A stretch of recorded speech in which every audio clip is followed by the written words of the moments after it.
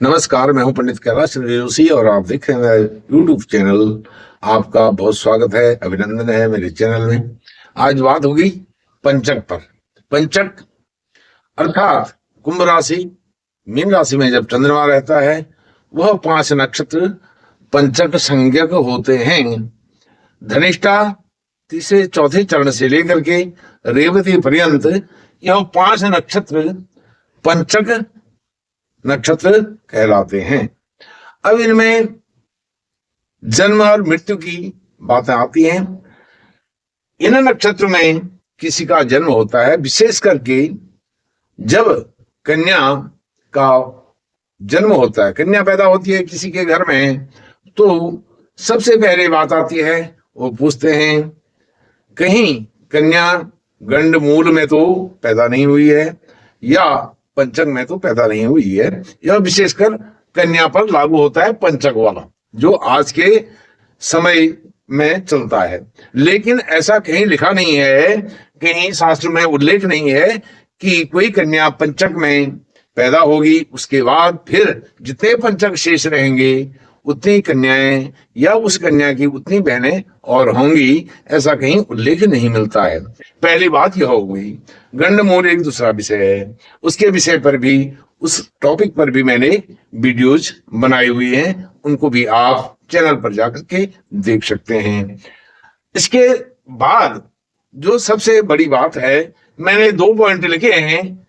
पंचक में किए जाने वाले कार्य, पंचक के जो नक्षत्र हैं इनमें कौन से कार्य करने चाहिए, कौन से कार्य नहीं करने चाहिए। नहीं करने वाले कार्य बताएंगे तो वह स्वाभाविक रूप से जो करने वाले कार्य हैं उनकी भी एक सूची, लिस्ट उसमें आ जाएगी।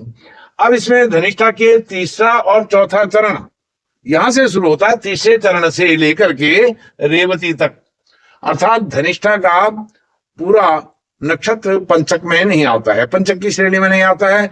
पहला और दूसरा चरण धनिष्ठा का वह मकर राशि में चला जाता है, तो कुंभ राशि और मीन राशि में जो नक्षत्र आते हैं वही पंचक होते हैं।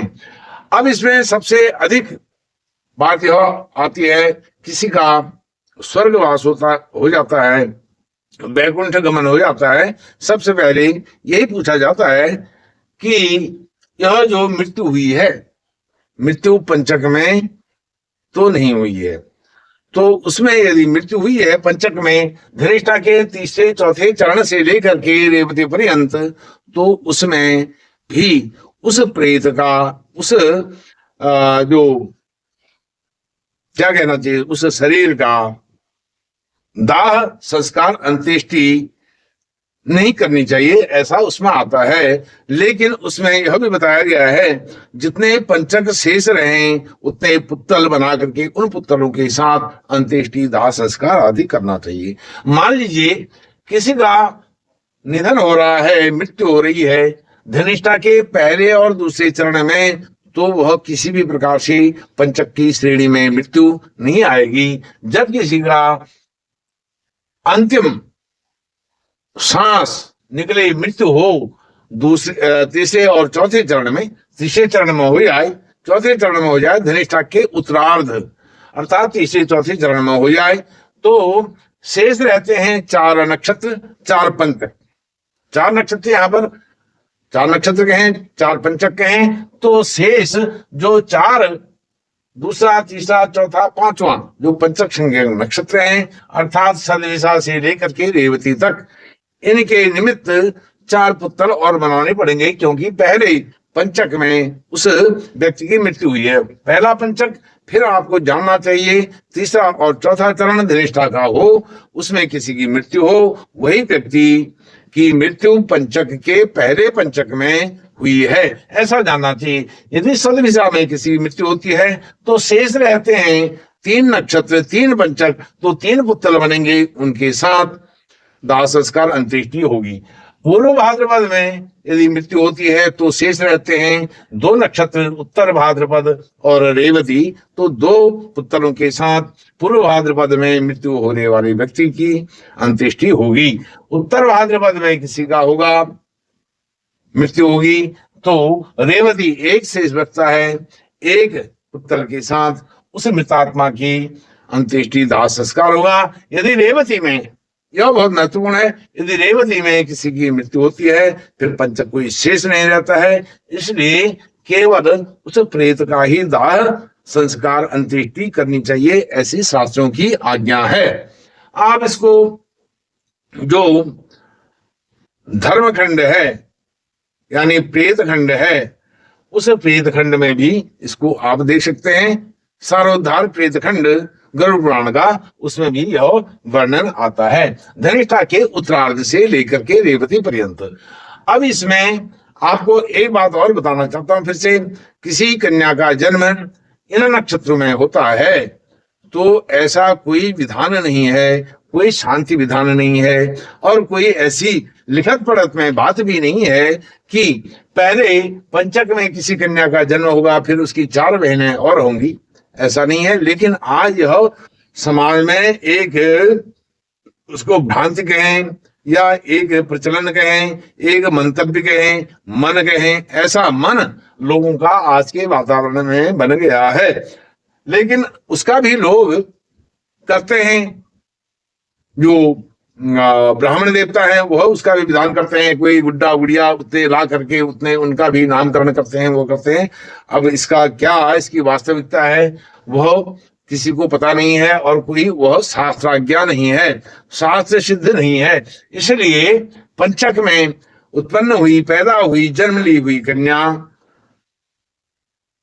का कोई शांति विधान नहीं है कि आगे उसकी बहनें ना हो, भाई हो। लेकिन पुत्र पैदा होता है फिर कोई उस पर ध्यान नहीं देता है, केवल कन्या पर ध्यान जाता है हर किसी का। यह भी एक क्या कहेंगे, एक अंधविश्वास है या एक तरफ झुकाव है समाज का, और कन्याओं को इतनी हेय दृष्टि से देखा जाता है, यह भी एक इसमें कुल मिलाकर के लबोलबाद इसका यह आता है। अब किए जाने वाले कार्य इसको नहीं बताऊंगा, केवल यह बताऊंगा कि नहीं किए जाने वाले कार्य इन नक्षत्रों में, किसी भी नक्षत्र में, पंचक जो नक्षत्र हैं इनमें क्या काम नहीं करने चाहिए, तो किए जाने वाले कार्यों की लिस्ट अपने आप आ जाएगी। इसमें सबसे पहले यह बताया गया है कि इसमें किसी भी प्रकार से जो ग्रह आच्छादन है, अर्थात घर की जो छत है, जैसे पहाड़ों में होता है छवाई होती है, अब पहाड़ों में भी लेंटर पड़ने लग गए हैं, वह नहीं होना चाहिए। अर्थात पंचक में किसी कोई भी पंचक हो उसमें घर की छवाई या घर का लेंटर नहीं पड़ना चाहिए, नहीं डालना चाहिए। और दूसरी बात, एक पॉइंट यह हो गया। दूसरा कहा गया है कि चारपाई पलंग इसकी बुनाई नहीं होनी चाहिए, अर्थात आज के समय में कहें तो बेड नहीं बनाना चाहिए, बेड के लिए ऑर्डर नहीं करना चाहिए, या बेड जो जिसमें सोते हैं बेड पलंग उसको घर में नहीं लाना चाहिए, या इन पंचकों में या पलंग बनाने का जो ऑर्डर है वह नहीं देना चाहिए।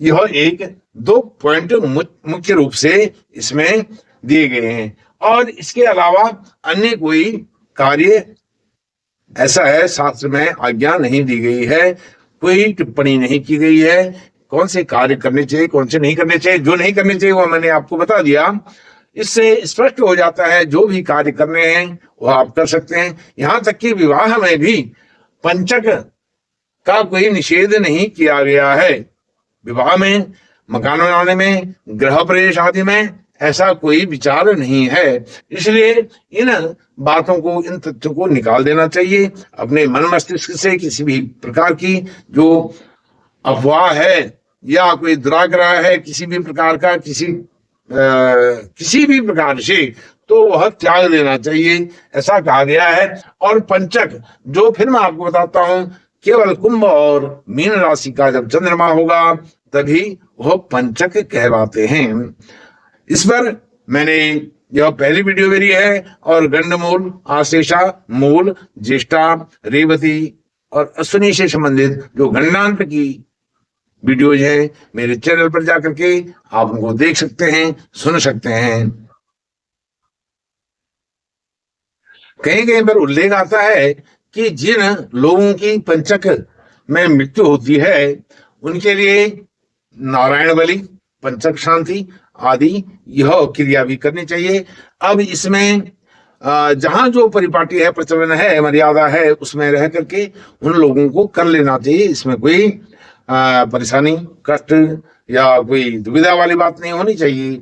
लेकिन जहां जैसा प्रचलन है, जैसे मर्यादा में चलते आ रहा है, उस मर्यादा में रह करके लोकाचार के अनुसार उस कार्य को कर लेना चाहिए। जैसे हमारे यहाँ उत्तर भारत में विशेष करके पंचक मृत शरीर के साथ, पंचक में जो मृत्यु को प्राप्त हुए हैं उनके उस मृत शरीर, उस प्रेत के साथ पंचक पुत्तल, कुशा के पुत्तल बना करके दाह संस्कार, अंत्येष्टि आदि करनी चाहिए।